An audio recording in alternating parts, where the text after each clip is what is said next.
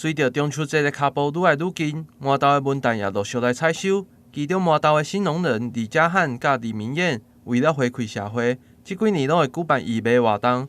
将卖出去的文旦收入的25%捐赠予社福团体。今日迈入第6年，这届也加入了2间新的果园，同时也有加码义卖前100箱，将会捐赠予2个新加入的社福团体，希望带动社会共同来关心绿色。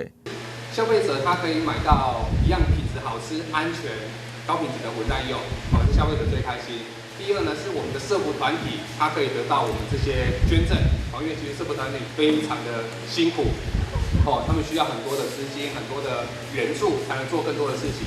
第三呢，农友也很开心，就是我们认真生产的这些文旦柚可以全部卖光光，所以我们觉得，这样子3赢的一个好事，我们应该要持续的继续推动下去。17号上午特别举办宣传记者会，市长王伟特也亲自出席，并将第1箱的文旦交予买到的银行代表。市长除了肯定新农人的爱心，也希望市民朋友会使共同投入来做爱心的行列。那最重要的是我们6位青农，他们非常有爱心。其实坦白讲，做农业是很辛苦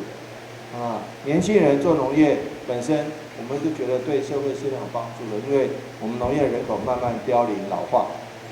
那青农的投入，我觉得其实是非常好的。青农的投入带来新的观念，而且又从事爱心活动，这点更是让我们感动这点是非常非常谢谢的。那另外，青农要义卖他们的这个柚文旦